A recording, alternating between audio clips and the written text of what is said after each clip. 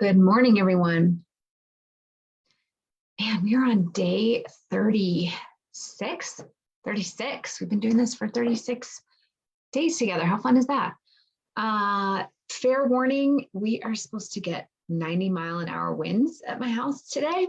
And the internet keeps kind of wobbling a little bit. The power keeps wobbling a little bit. So if I suddenly cut off, you'll know what happened. Hopefully I am able to stay on the whole time. We will see. We'll see what happens with the weather. Okay. Today I want to touch on one question from you all, and then also the concept of celebration. Celebration by far is the piece that people skip in this process in writing tiny habit recipes because they think it's sort of unimportant and maybe even a little cheesy, you know? After I prompt, I'll do my behavior and then I'll celebrate. And I myself did that for a while too, of it's not a big deal. I don't need to celebrate. But celebration, as I dove more into celebration and why it's so important, BJ talks about it a little bit in his book, but not extensively. At least for my science brain, it wasn't super extensive. I did a little bit more research. And, you know, one of his maxim in the book is that we change by feeling good, not by feeling bad. And that we all sort of think that, and we've been told too that change happens when we're sort of either moving towards pleasure or away from pain. And while that's true, we wire in habits and behaviors significantly faster when we are moving towards pleasure. So and it's not a conscious move towards pleasure. When we experience something and we experience the good feeling emotions from it, that sends a dopamine signal to the brain. And that dopamine signal, that dopamine pathway is very powerful, and it encourages us to continue with behaviors. Now, that is the same for behaviors that are good for us and behaviors that we consider bad for us. So that's why we wire in a behavior, for instance, like, you know, overeating sugar at night or something like that. We wired in that behavior with the same dopamine pathway, whether it's something that we want or something that we don't. And so we're eating the sugar as a response to the dopamine trigger and the dopamine cue, the same way that we wire in a habit of, I don't know, hugging our child when they get home from school or something like that, that offers a dopamine pathway in a positive sense, or at least how we interpret as positive. So when BJ talks about it in the book about using emotion to create habits, that I think one of the key points to remember is that celebration is one of I'm going to tell you the other way, but one of two ways to make a habit wire in significantly quicker. So if you want to wire in a habit fast, you use celebration. And there's 3 times you use celebration: when you remember to do the habit, while you're doing the habit, and immediately after you're doing the habit. So you can use celebration at any or all of those times, right? So if you remember to do the habit, oh, good job, I remembered. And now I'm doing it. Great job. And now I finished it. Great job. If we can wire in those good feeling emotions at those 3 points, it wires the habit in faster. The other way to wire a habit in fast is through rehearsal. So for those of you who at this point in the week are struggling with remembering to do the behavior, part of that is because it is trying to insert new routine. And sometimes the brain just forgets, right? We haven't done that routine before. And so it forgets that we need to do that routine, or that we want to do that routine, right? So this may sound tedious and silly, but it really does work as far as a wiring is concerned, is to practice the behavior.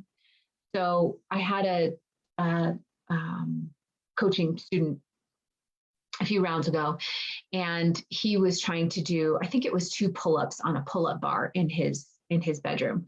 And he just kept walking in the bedroom and forgetting to do it. And he really wanted to do it, but he just kept forgetting. And so I encouraged him to practice with rehearsal. So what I had him do was take a moment and 7 to 10 times go into his bedroom, practice the tiny habit recipe. And I think it was something like, after I walk through my bedroom door, I will do 2 pull-ups and then I will celebrate, right? So what he was trying to wire in is that when he walks through his bedroom door, which he only did a few times a day, he would do 2 pull-ups, right?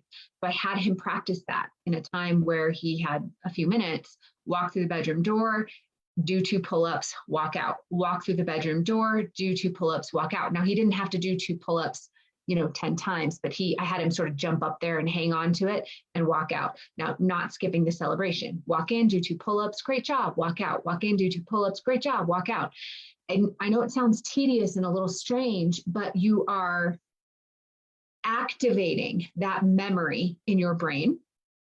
And so it is much more likely that you will do that when you walk through the door. I have people do this in the shift program. I call it mental rehearsal for things like parties and what I call high risk situations. We go through this skill and tool of mental rehearsal. I teach you that in the shift. And what makes it so powerful is not just the repetition.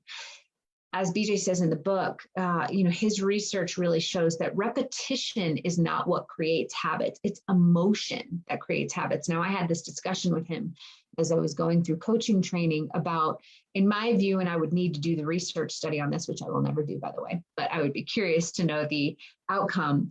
In my view, while emotions might be more powerful for creating habits, we also do, I don't know if need is the word, but it is helpful to have the repetition. So if emotions come first, then the repetition is secondary and it becomes emotions and repetition create habits. But the old theory, the old view was that repetition alone creates habits. You guys have all probably heard, it takes 21 days to create a habit. If I'm really honest with you, that is BS. It's not true. You can do something for 21 days. And if you're forcing yourself to do it and you don't have the emotion and it doesn't make you feel good and it doesn't feel natural, after 21 days are up, you can still X that habit. And many of you have done that before. Think about it. Anytime that you've sort of tried to eat healthy or, try to make yourself exercise in a way that didn't feel good, you did it for 21 days and then, you're back to whatever you were doing. It does not take 21 days to create a habit. Emotions create habits. Emotions are the biggest factor in creating habit. And it's not just a feeling. It is a neural pathway in the brain. It is what is being activated and fired and wired in the brain to create a habit.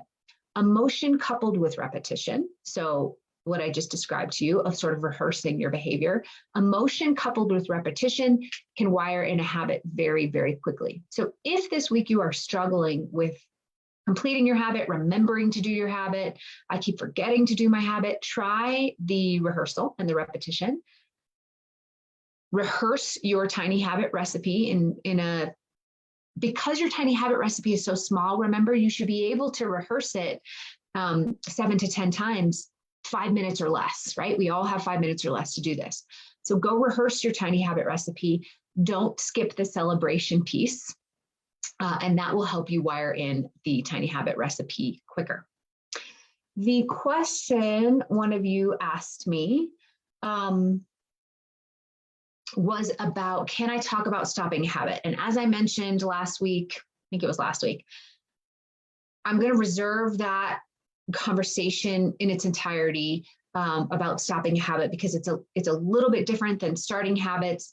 And I go through that more significantly in the shift. But what I can say about stopping a habit is that you can also use the discovery question and what I taught you about what it takes to make a behavior happen to see if you can try and stop a behavior. So here's what I mean. First of all, the discovery question, let's say you're trying to stop eating sugar after dinner. I don't know, I'm making something up. I'm trying to stop eating too much sugar after dinner. And so you want to ask the discovery question. What is making this behavior hard to do? In other words, what is making stopping this behavior hard to do, right? Where's the prompt? Whereas the motivation, where's the ability, right? What is making this hard to do? Well, it's right there. I open the cupboard and I see it. It's habitual. I just, I have the craving for it. My husband does it, so then I want to, whatever it is. Figure out specifically what is making this behavior hard to do.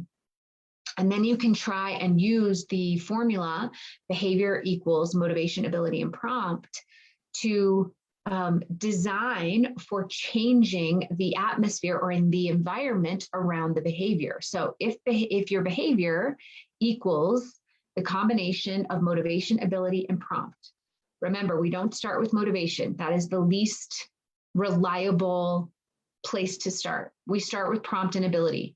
So can you remove the prompt or change the prompt? Can you make it harder to do? And finally, can you make it less desirable? Can you work with motivation? Again, because motivation is so fickle and it changes so much, I suggest doing that last. But there are a number of ways that you can adjust the prompt to do the behavior and the ability to do the behavior.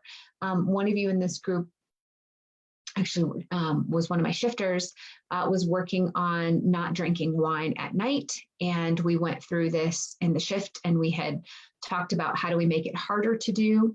How do we remove your prompt, right? So she was prompted at night to kind of go sit down with a glass of wine and watch TV with her husband. That's awesome. The connection is awesome. So we don't want to remove that connection, but could we make the prompt to go get the wine? Could we attach something else to the prompt? This is a different process called Pearl habits that I teach in the shift. Can we attach a different habit to the prompt? And then we tried to make it harder to do, right? So if the wine is in her fridge, can she move it somewhere else? And she said, I can put it in the garage, that kind of thing. So we made it harder to do, and we removed the prompt. This is some of the ways to stop a habit. You're using the same concepts. The formula of, we know that behavior happens because of the combination of motivation, ability, and prompt. And we look at those factors. What is my prompt? What is my ability? What is my motivation? Can I adjust any of those things to make it less likely for me to do the behavior? When we look at behavior this way in a really scientific, like a behavior scientist standpoint, a couple of things. It takes us out of this sort of self-deprecating mentality, right? There's something wrong with me. Why can't I do this? Why do I keep doing this, right? When we understand it from the brain science standpoint, your brain is just doing what it's trained to do. It's following the dopamine pathways. It's following habituation and homeostasis. It's just doing what the beautiful brain is designed to do. So we want to work within that context to make changes, right? We want to work with the brain as it is, but to use it to our advantage. And so when we look at it from this scientific standpoint, I find that it makes a whole lot of difference. Okay, let me just check to see if there are any comments and questions in the live over here. Doesn't look like there are any, so let me know if you have any questions. If you have any questions here in Zoom, go ahead and pop them in the chat. I'd be happy to answer them for you. Just a couple of housekeeping things. There's a couple of days left on the Tiny Habits coaching. You guys keep getting the emails. I'm responding to your emails. If you haven't heard anything from me and you're wondering what's going on, check your emails, check your spam. The emails that come out from BJ are automated. When you respond, you're yes, yes, yes, and yes, no, yes, or whatever, those come to me, then I respond to you. If you haven't responded to anything, or if you haven't done anything, then I probably haven't responded to you because it hasn't come to me, if that makes sense. There will be he sort of gives you some options at the end of the week. You're welcome to do the evaluations and things. They will go into the Tiny Habits Academy and goes into the evaluations. It's fine. It's great if you want to do that. I think there was one other thing I wanted to say. I can't recall now, but I don't see any questions. So I will sign off for today. Keep filling out your yeses and nos so I know how the tiny habits are going, and we will keep iterating them. Tomorrow, I will talk a little bit more specifically about how to grow the habits, a couple of different resources for how to change your habits if you're having trouble with them. And we'll go a little bit deeper. And then next week, we have a whole new topic. Oh, that's what I wanted to say. Tomorrow, I will be late, or I'm sorry, I will be early. I have a meeting at this time tomorrow. And so I will be an hour early tomorrow. I know some of you come on here on Zoom, so I just want you to know I'll be an hour early tomorrow. If you can't make it, obviously it's live and it goes up there for you. But that's 8 a.m. Mountain Time, 7 a.m. Pacific, 10 a.m. Eastern Time. I will be on tomorrow. It's just tomorrow because I have another meeting. So I will be early tomorrow. So if you don't see me on here at this time, it's because I went early. That's what I wanted to tell you. Okay, I will see you all tomorrow. Have a great day.